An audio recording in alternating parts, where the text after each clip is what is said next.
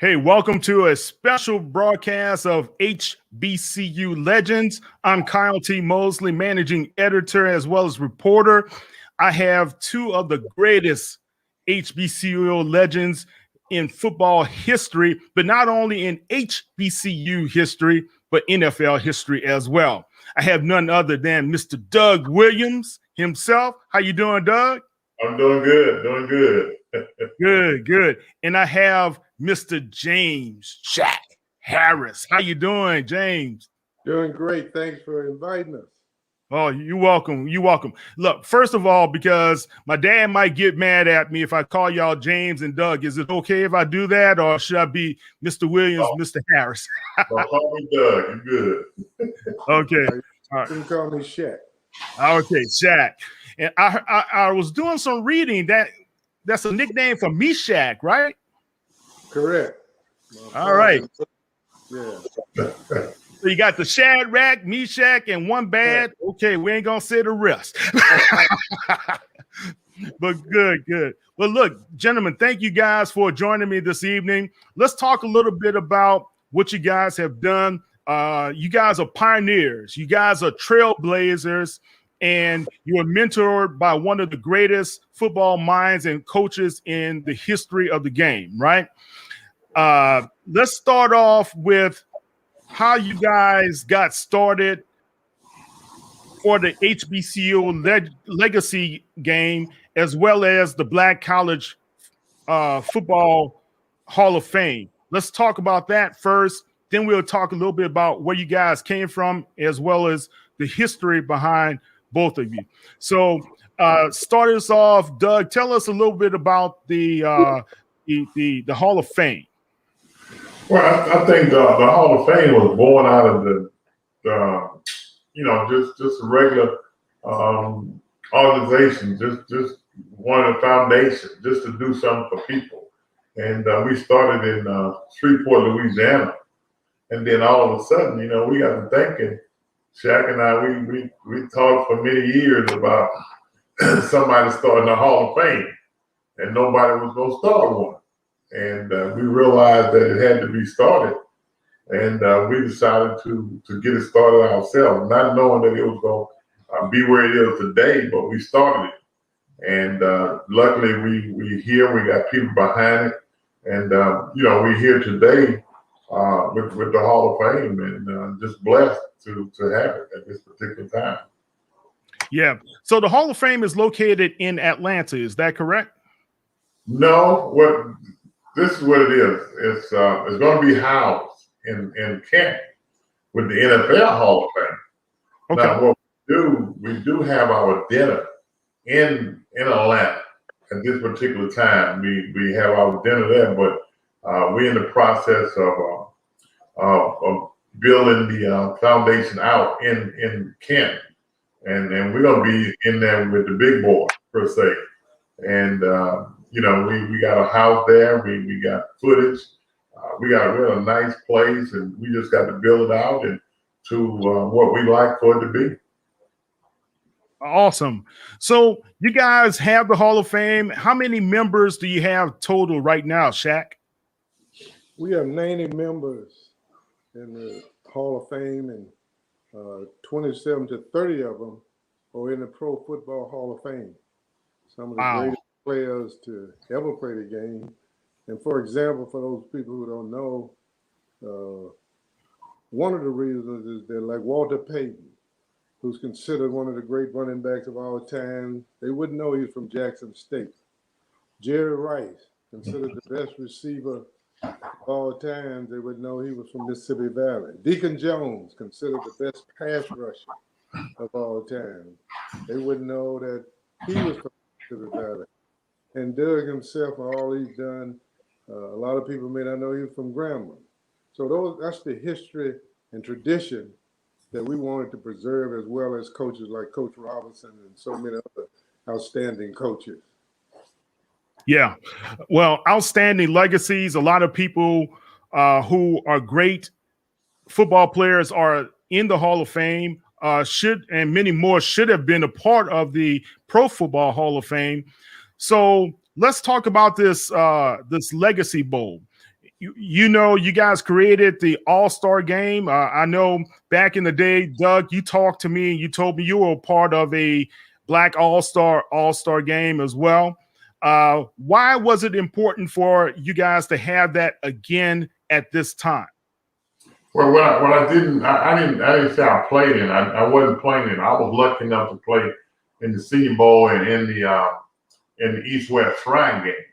But I coached in one back in the day when they had one a few years ago in Birmingham, Alabama. Where Fred Lane was one of the players, bless his soul, in that game, and it wasn't, it was done, but it wasn't done right.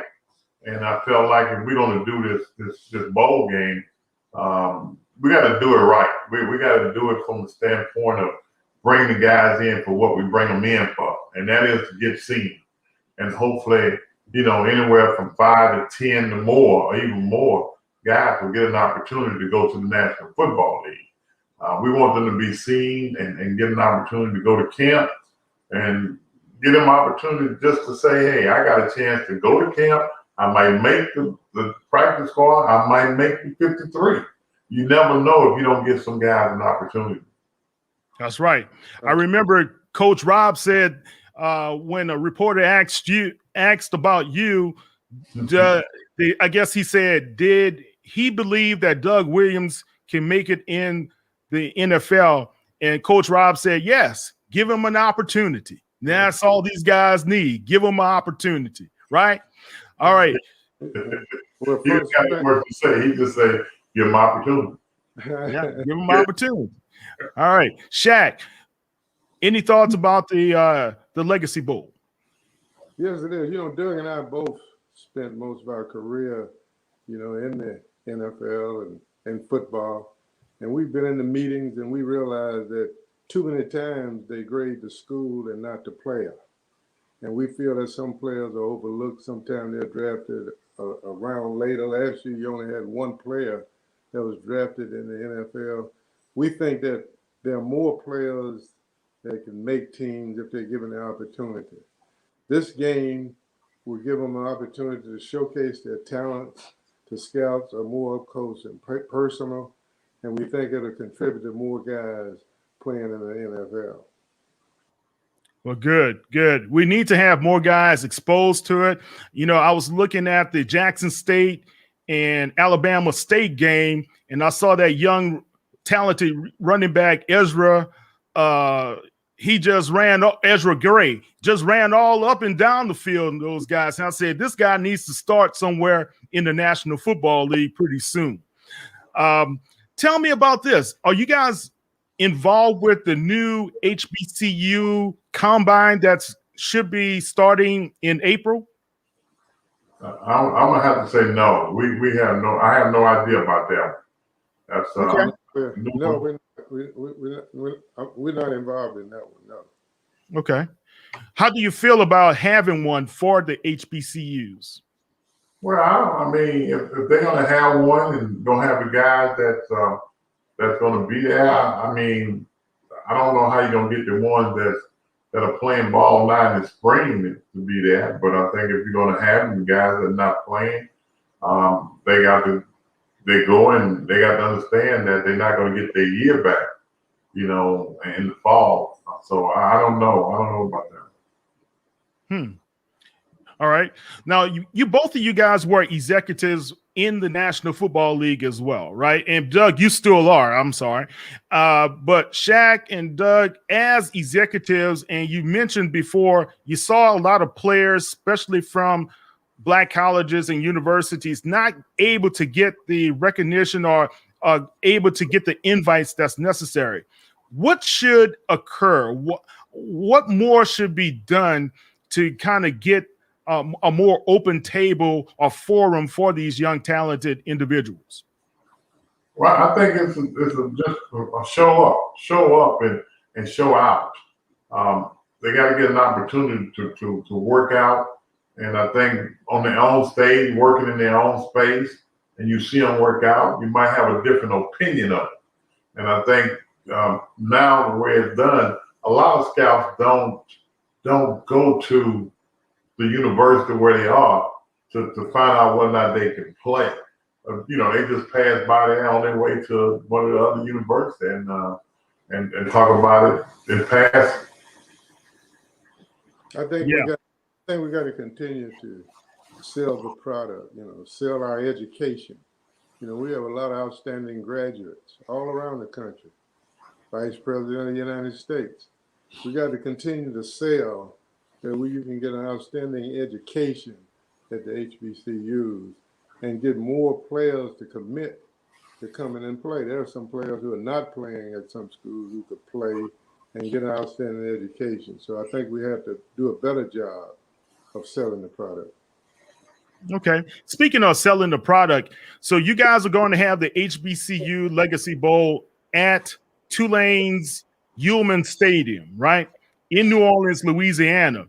Curious, how did it get to New Orleans at Tulane Stadium and not the Superdome? Well, let me say this. We're thankful for Tulane. Holding it at the Superdome, you're talking about a big old place, you're not going to sell it out. You at Tulane, it's a little more intimate. It's a little more to the point that we'd like to have it. I think it's good that we're going to have it at Tulane. We're going to have more people there. I think the guys would enjoy being at Tulane. I just think it's a convenient place for us to have it in New Orleans and that Tulane Stadium. Yeah, it's a nice stadium. Real nice place. Have you guys been there, Shaq? Have you seen that stadium, the new stadium at Tulane? No, I've not. I've seen it on television, but I've never been there in person. Yeah, you guys would like it. Are you guys going to have events leading up to the big event as well, like career fairs, anything to that nature to help these young people who are part of HBCUs? We're working on that as we speak now, as far as what are we going to have to go along with the bowl game. We're working on that, talking to the people too, as far as what we'd like to have and what should be. We want to be commemorative to the game, and in order to do that, we don't want to take away from the game itself. We want to add to the game, and if means having a job fair, a university come down and talk about recruiting guys, stuff like that. That's what we want. Okay, awesome stuff. All right, let's talk about some. I know Tulane Stadium, and I bring it up. And Doug, I mentioned this to you when you and I first started talking. Tulane Stadium, you had me crying one day at the Bayou Classic. I think the first Bayou Classic in Tulane Stadium. Shaq, he was throwing the ball all up and down the field on Southern University, man. The Jaguars were crying left and right. The faithful didn't know what to do, but you had a great person behind you leading you up, and that was Coach Rob. Guys, talk about his legacy and how special he was for you and what he was able to help you do headed into the NFL. Let's start with you, James, especially because you were the second NFL Black player to play in the NFL and start a game, and you started 20 plus games for the LA Rams, correct? Yeah, I think for me, Coach Robinson is the one individual that I've met that when you have a problem or one of life challenges, he's the one guy when you finish talking with him can give you an answer. Most people can discuss the problem with you, tell you what's wrong and what you shouldn't do, but every time you go to him, he has an answer for you. And in terms of coaching, we like to say, I always say he's one of the three greatest coaches to ever coach the game. And I don't know who the other two are. He's one of the three. But no, I like that. No, first of all, he's a guy that you can trust. You can trust him. He's a guy that believes in you getting a degree. When it's time for you to register, he's there. And usually when there are troubled students, he's there to make sure that they go to class, not assistants. We're in an era now where it's fashionable to say that about the student athlete and how much you feel about him. But I think Coach Robinson genuinely told our parents that you're going to get a college degree, go to church, and he meant that. He made sure that we go to class. I think he's one of a kind and one of the great leaders in American history. Definitely. What about you, Doug? Your thoughts? Well, it's not more than that. I mean, the same way it was with Shaq, and he was the same way with me. He's been the same way from everybody, my brother and on down. He treated all of us the same, and he treated us like we supposed to be treated. He treated us like men, but he also treated us as somebody who out there gonna make something of yourself. That's how he treated you, you know. So whatever Shaq said, you know, I couldn't do nothing but just shake my head because that's the same way it was with us. Yeah. I recall meeting him in Houston. He was just a warm gentleman to meet, very personable. He took his time to talk to me. And I'm sitting there like in awe. I'm talking to royalty, in my opinion, you know, because my godfather went to Grambling. My uncles went to Grambling, tried out for the team and everything, but he had a busted knee. And my dad was the lone Jaguar. So, you know, we always got the stuff and got the business when it came down to Bayou Classic, right? But you know, for Coach Rob, he really did a lot, and he helped a lot of young men. I was interested in knowing when you guys got to the NFL, did he still stay in contact with you guys, or did you guys stay in contact with him to kind of, you know, lean on his advice at that time, Shaq? For me, it was very critical because there were no black quarterbacks in the league. I thought I had no chance. Every night I thought the next morning I was going to get cut, and he was preparing his football team. But every time that night when I would call him, and I called Mrs. Robinson, and she would say he was busy till she found out it was me. I thought it was a tremendous help for me to be able to talk to him. He would come to the phone and be able to talk to him and talk about, you know, what I needed to do. And he gave me, you know, like the confidence that I needed to go out there the next day. You know, he would tell you things like, damn it to hell, match strength against strength, let weakness go to hell. Throw it like you know how you can throw it. Love it, man. Love it, man. Now, Doug, you were the first round draft choice of the Tampa Bay Buccaneers, and John McKay was your coach. And Coach McKay loved you. He called you Dougie, right? Yeah, he did. Yeah. Homework. Oh, yeah. Look, I like John McKay because he was a USC guy, and I wanted to attend USC. I used to always tell my dad, let me go to USC, but he wanted me to go up the road to Southern. But the thing is, man, I remember when you got to the league and how important it was that you were there. You had a kind of bumpy time the first couple seasons with injuries and things of that nature, right? But you finally got to the Super Bowl with Joe Gibbs. But I found out Joe Gibbs was on that coaching staff with John McKay, correct? Talk about that time a little bit. Yeah. I was there. Coach Gibbs came down to see me at Grambling. He was the only coach actually come down, and he spent 2 days down there. And he went back and he told Kenny Herock, who's general manager, and John McKay that we need to draft a young boy from Grambling, and they did that.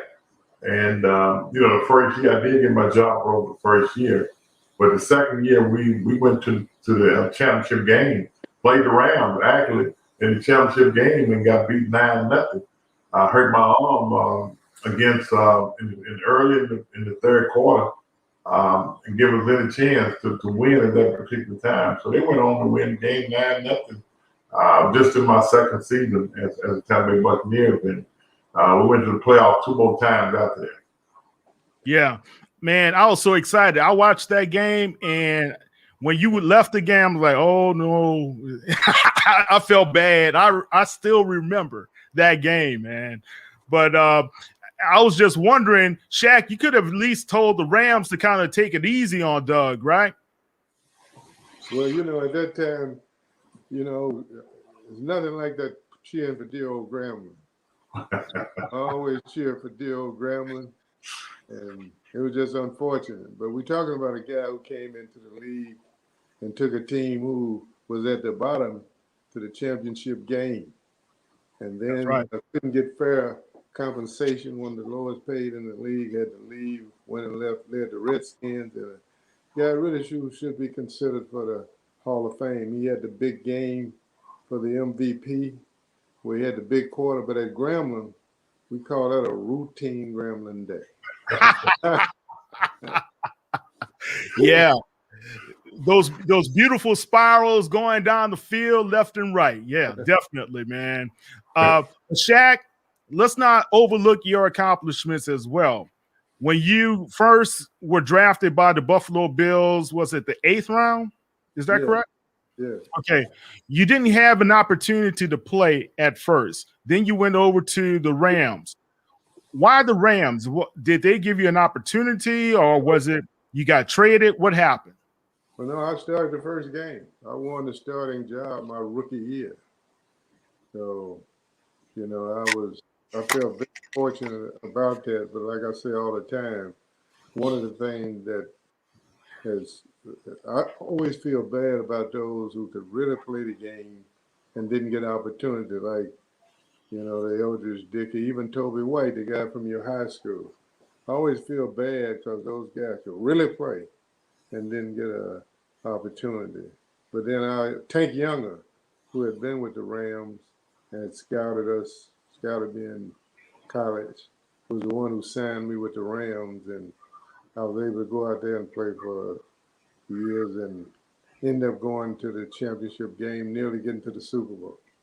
Wow. Wow. And you won a lot of games, but that first game was memorable because you played against the San Francisco 49ers, right? And I think you had, what, 3 or 4 touchdowns that game? 3. I guess 50 years later, you can always add one. Let's keep piling them on. You know, let them rewrite the record books for you, right? Yeah. But that was a good game. You guys really, if I remember reading the line notes, is that you were like 22 out of a 25 or 26 for the game, and you just like dazzled everybody. They couldn't believe it. Yeah, I don't remember the stats. Coach Eddie Robinson said when the great score comes, he's not going to ask what's the score, but whether you won or lost. That's right. I remember we winning. Yeah. Awesome. Awesome stuff. Okay, let's talk a little bit about what's happening in the current state of the National Football League. Black quarterbacks are winning. You have guys like Cam Newton. You have Jameis Winston that's in New Orleans. And you have Patrick Mahomes, Super Bowl winner, as well as Russell Wilson. Are you pleased with the current state of what's happening with the black quarterbacks at this particular time? Doug, I don't know if you can answer this because you are part of the National Football League, but is that something that's still of a concern for you? You know what? The concern is not what it used to be. This past year, when the season opened, we opened with 10 quarterbacks. That's like 1/3 of players in the league that was black at quarterback. You got 2 young guys coming out this year. You know, that's going to get an opportunity to play, and I think it's going to be up. And I think if you look at the quarterbacks as a whole across the league, there's about 13, 14 guys that are in the league. And I think right now, the way the coaches are thinking, they're not looking at it from what they used to. It's looking at it for who could help me win.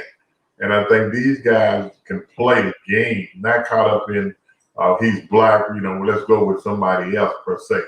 So I think I feel pretty good where we are as far as the black quarterback is concerned. What about you, Shaq? We have the 4 highest paid quarterbacks in the National Football League, you know, are black. I would say if you rate them, you know, 5 to 6 of the top quarterbacks in the NFL are black. And I would say that, talent-wise, we got more and more talent coming in the league, and I'm a fan of the game, and I enjoy, watching them play. I think we finally beginning to realize that all it's about is opportunity. Blacks could always play quarterback. They've been talking about it since Doug left the game. I left the game. Can blacks play quarterback? It has never been that we didn't have the ability to play quarterback. It's just always been about the opportunity to play quarterback. Okay, good stuff. Now, what about the opportunity to be head coaches? That has been debated over and over and over again. I know you guys have been in the executive level. Both you guys have Super Bowl rings. Doug, you have a Super Bowl ring as a player, but Shaq, you have a Super Bowl ring as an executive. Why are the coaching opportunities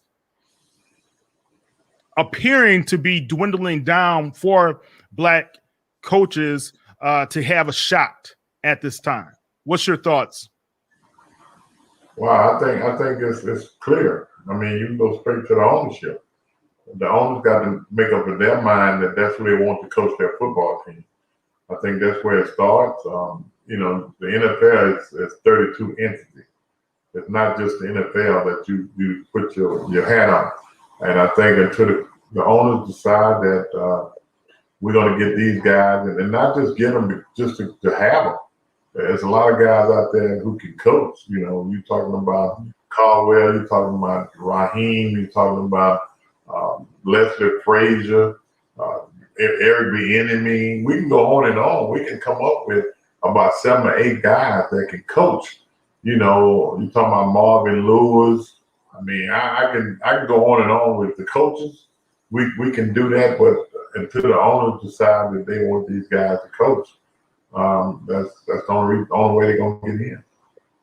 Yeah, I agree. I think it has to be a commitment. I think the process is flawed, and it's proven this year when you had 7 openings and we had one minority, one Black and another minority to get a coaching job, 32 jobs, we got 5 head coaches.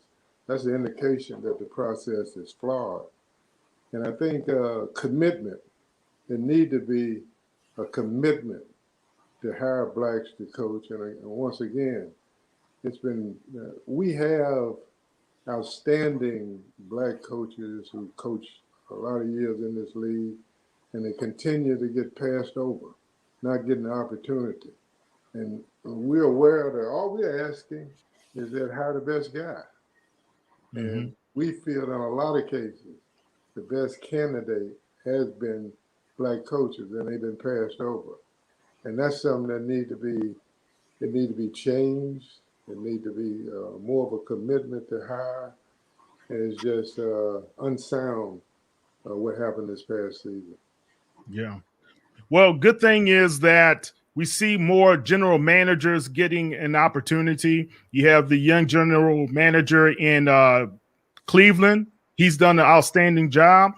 You have Terry Fontenot, who's from New Orleans himself, a New Orleans boy. He's now with a much hated Atlanta Falcons for us. But you do see the opportunities of Detroit as well. They're giving those opportunities, And if I'm missing out somebody, please charge it to my head, not to my heart. So you missed Martin. Chris Greer down in Miami. Yeah, exactly. The Miami, and you see what they're doing to turn that program around. So they're doing a really good job. All right, we're going to have a Q&A. We're going to have somebody come in who is a part of the SWAC. This guy knows you, Doug. This is none other than my partner in crime. He was my mentor growing up. This is Kenny, the Body Snatcher Times from Southern Jaguars. What's up, Kenny? All right, Doug. How you doing, Shaq and Doug? Hey, man. It's a pleasure to have this opportunity to speak to both of y'all. Right. I wanted to give you all that credit that you deserve through a voice. Thank you, Doug, for building a legacy in the swag.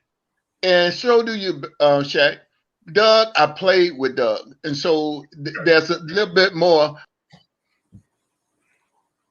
Doug, I want to thank you for knocking down walls, pulling back curtains, speculation, anticipation.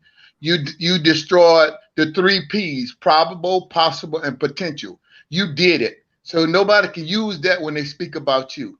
You let the world know what you done, not through your mouth, but through your action. And your determination when you got up off that ground resonate to this day. I want to ask you, coming from an HBC, what for some young kid that's out there today, not just a black race kid, not just a black kid, any kid, want to know what the expectations, and not only that, the drive that you have to make that happen for yourself. Can you share that with some of these kids and some people that's anticipating about probably entering an HBCU?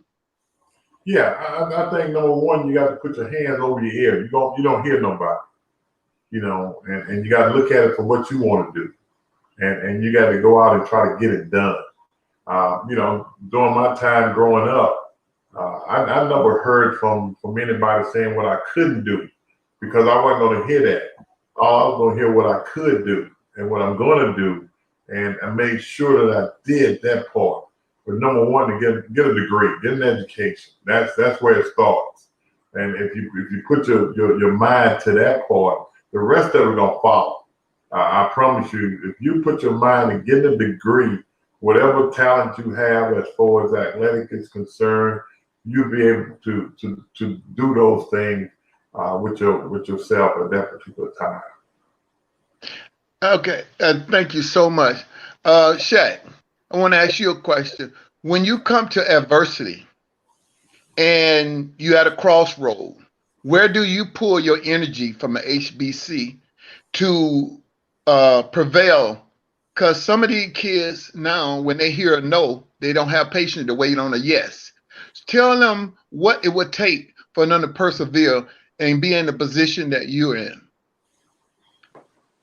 I think when you go to a HBCU, first of all, you don't have many of the things that you have at the other universities. And many times your family that you grow up and become, this also teaches you to overcome and prepare you for life challenges. So when you finish school, you're already expecting life to be a true challenge, and you got to be better. You have to be overcome. And for me, I realized in order to do that, it's all about preparation. You got to have proper preparation and be prepared for the opportunity. If you prepare for the opportunity will come. But if you're not prepared, then you'll miss it. And I think that you have to focus your attention on your intentions. What are my intentions? I want to become an executive in corporate America. Then I have to focus my attention on those intentions. Excellent. Doug, I'm back to you for one more question, please. You played for the great late Eddie Robinson, both of y'all. And I want you to explain to me, because I can't get in the mind of that, so you can share your mind with me, to play for Coach Robinson and not only play for him, but your brother came behind you, which no one speaks of him. Tell him I say hello, because you put a blanket over his name totally. They don't. But tell him he is known. And to coach your son, tell me what that triangle is about. Playing and setting a standard, setting a mentor for your brother, and coaching at the university, and also coaching your son. Give me a little insight of what luxury that has. I tell you what, it was something that it's something that you really it's tough to explain. To have played for Coach Robinson and learn everything that you possibly can learn about, what he wanted you to do, and the more you stayed around and got to know about the offense, you became Coach Robinson. You became who he was. You started thinking like him, and that's what I started doing as a player. And then, your brother playing for you, hey, you got a chance to talk to him while you playing and say, this is what Coach Rob gonna call when he get in this series. When he get in this series, he's gonna call this, he's gonna do this. And you get to thinking like that. And then when my son came, I treated him, we didn't run the same thing, we ran some of it. I treated him like Coach Rob would treat me. And that is, he told us all the time, he didn't have no feelings. He left his feelings at home. And he treated everybody the same per se. When things got tough, he would say, hell, Cat, my feelings at home in the drawer. Hell, I don't have any with me. And that's the way he is. So I try to teach my son the same thing. Sometimes he got mad with me, but I didn't care. But I treated him, and he would tell you to this day that, some of the things that I taught him was to understand that it ain't going to be easy. It's going to be some tough time. And you got to be able to weather the storm. When the tough time comes, you got to be able to go through it and come out on the other side. Yeah. Well, my brothers, I want to say that love conquers all. And I love you, brothers, man. And y'all continue to realize we all three know this. Never look down on a man unless you picking him up. I agree with that. Very well said. Very well said. Very well said. Now, Doug, Snatcher told me he stacked you around 3 or 4 times. Is that true? No, that ain't true. Doug, let me answer that.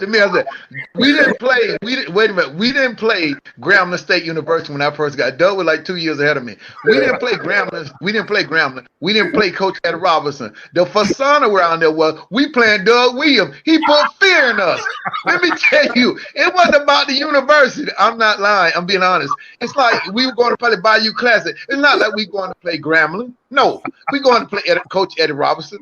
No, we're going to play Doug Williams.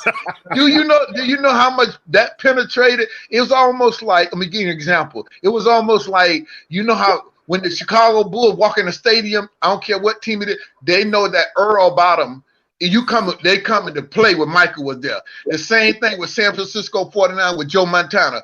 They walk in the stadium. Half of that team has said we're going to lose. The other half, I don't know, but they lost. That's the Earl that Doug brought with him with his name, whether he know it or not. And I'm sharing what's inside of somebody else's mind, gonna get prepared. You was at the beginning of the first game. We didn't play y'all to the Bayou Classic. We had to think about you 9 games before we got to you, man. So I'm letting you know what kind of devastation you put on my mind,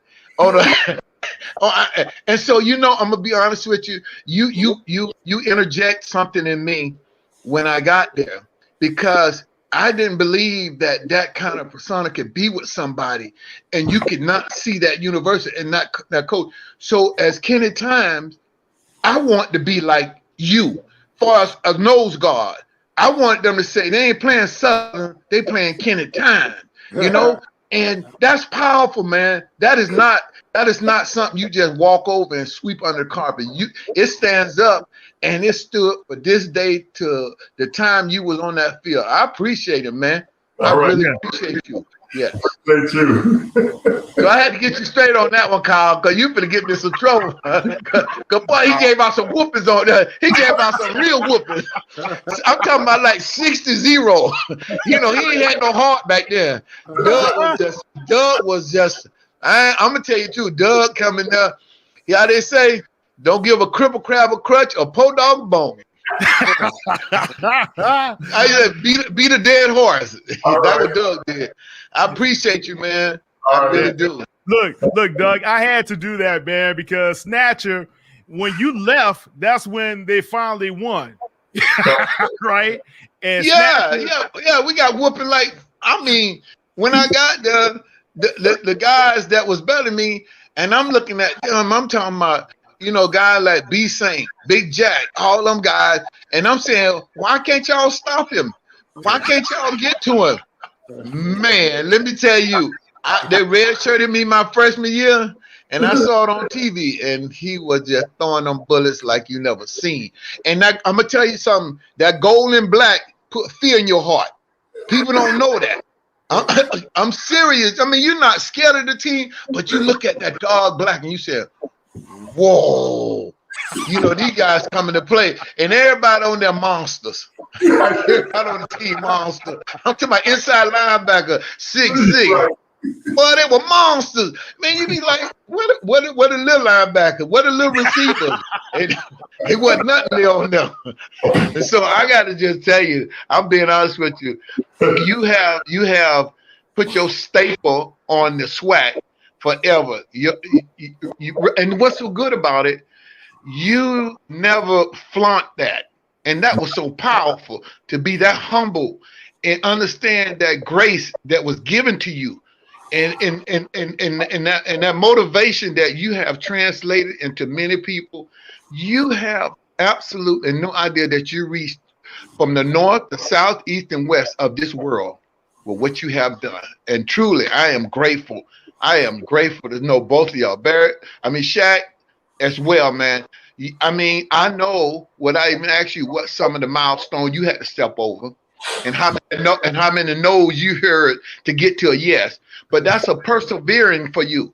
You are made for persevering. You are built for knocking down walls and pulling curtains back when you hear no. So I want to thank both of you, brothers. Thank you. Okay, Snatcher. You see, this is why I don't bring Snatcher on that often. I'm excited. I'm excited about these brothers, man. I'm excited, man. Take over the airwaves. I'm excited, man. I love the guys, man. It is exciting. It's exciting because, Snatcher, not only are these guys legends in college, in black college folklore, right? But I believe both of you guys deserve an honor to be a part of the National Football Hall of Fame as well. For what you've done as trailblazers and pioneers. Think about it. Shaq, I mean, you were there winning football games as a black quarterback before anybody else, right? Doug, you were right there, and you had the opportunity to come back to the league and win the Super Bowl and be the MVP of the Super Bowl. Everybody in black who was black at that time was like, hey, we knew he could do it. We just needed to see him do it, right? And, credit to Joe Gibbs that he gave you that opportunity as well. Right. So thank you. Thank you guys so much. Before I let you guys go, man, and it's been a very, very nice evening to talk to you guys, let me ask you this. Based upon the current state of the colleges and universities, because some of them have been suffering, especially through this pandemic.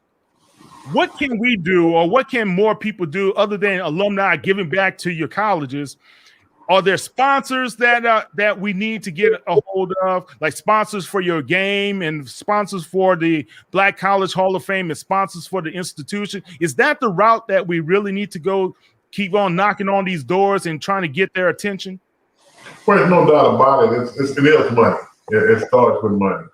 And whether or not you give it to the black colleges, helping those out, or whether or not you give it to the Black College Hall of Fame, to the game that we're going to play. I think all of it is money. And the more we give, the more we can give. We can start doing some stuff ourselves, and we put in that position with the money part. But I think at the end of the day, it's coming back with money, coming back, to the black colleges. Back in the day when I played, Kenny would tell you, 75, 80,000 was nothing in the Bayou Classic. That's where it's supposed to be. We're not there anymore. We rooting for other schools now. I think once we start giving back to our schools and coming back to watch them play, you're giving guys hope. You're giving them tradition. You're giving them what they always had back in the day with somebody pushing them and hoping that they will go further. Yeah, definitely. What about you, Shaq? Certainly, we can use sponsorship to help us support this game, and that'll be a tremendous, help to us. But I think the other thing too is that the alumni has to give back. We got to give back more to our university, write checks ourselves to help our university. And I think we got to do a better job of talking to the young people. Let them know about our education and about the degree. We have so many people in this country that are doing well, and we got to get that across better, so we can make our schools more attractive, more interesting. We got to do less among ourselves talking about our schools and talk more for our schools. Yeah, exactly. One thing I'd like to ask you guys about, you see the resurgence and the popularity of the Black football experience. Deion Sanders, he has come into Jackson State. He has brought energy, vigor to that program. They just lost to Alabama State, very good game. But you see ESPN is starting to elevate him and his program to now they went from ESPN3 to ESPN2. Now they're going to be on ESPN. Doug, you know the game and the dollars and the cents behind the games. Is it that the television execs are seeing that the HBCUs are bringing in more money and sponsorships through their broadcast, or is it just Deion Sanders? But I think number one, we got to give our commissioner some props. And he has a lot to do with it. That's Charles McCullough. I think that, along with Deion coming to Jackson State and bringing his team to where he brought them to, and he lost one game, but he's still Deion Sanders. And I think a lot of schools got coaches on their campus that coaching their team that can coach. Deion just bringing it to a front for that not everybody can be seen. And I think that's what's happening. Just like going to Alabama State, Deion got whipped. It's not going to be a party for Deion in the SWAC, outside the SWAC either. So at the end of the day, he's going to win some, he's going to lose some, but he got to get used to winning and losing. I think that's what he's up against. Yeah, I agree with Doug about the commissioner. I think it was a great move on Jackson State part in hiring Deion. We brought a personality to the SWAC. We brought a guy that's great at marketing, and he's put together a pretty good staff. And it looked like he's impacted the SWAC with some of his recruiting. So he's been a big asset to the SWAC overall, so far. I wonder if some of those NFL coaches who were not given the opportunity could be able to be attracted to the SWAC after seeing the success that Deion has had early on. What are your thoughts there? I'm not so worried about guys that in the NFL and coach. I think we got good coaches who out there in the SWAC now. I think they just got to be given a chance to coach. We end up picking guys that we think can get the job done. We don't always pick the best guys. We pick some guys that might have played here or might have played there and think they can come in and coach, but they're not. But you got to be able to pick a guy that wants to coach, that can coach, and give them that opportunity to coach. So I don't know whether it's the guys in the National Football League, because they're not going to make the team who any better than what they already are, unless you go out and bring some players in that they can't be brought in by anybody else that are recruiting. And that's what Deion is doing now. Deion's name has a lot to do with some of the players that he's bringing in. And it's going to get to the point that you're going to bring in a lot of guys that's not going to get a chance to play, so they're going to have to go somewhere else. So I think that's what's going to happen. I think first and foremost, Dion has been coaching. He's been coaching teams for several years. He's been coaching in this Under Armour game. If there are others to follow what Dion has done, then they need to make sure that they have the experience in coaching, that they have the ability to put a staff together. And another thing is that they have the will and the commitment to want to coach. Yeah, definitely. All right. Any last words, Kenny? Well, yes, I would personally like to thank the two brothers that I'm talking with. It's been a long time coming. Let me ask you, Doug, in coaching, and what advice can you give? Because you coach, and there might be a first time want to be a head coach, and he looking at you, and you had the opportunity, and he wants to know what was your frame of mind at that particular time that he should bring to the table. Well, I think number one, as a coach, you can't bring somebody. You can't be afraid to bring somebody in that know more football than you. Number one, I think that's what you got to do. I think if you're the head coach, it's incumbent upon you to bring guys in who know the game. He might know one facet of the game better than you, and it's your job to listen to him, because at the end of the day, when y'all playing somebody, and if the defense does well, I didn't do it. He did it. It's just that, and give him credit.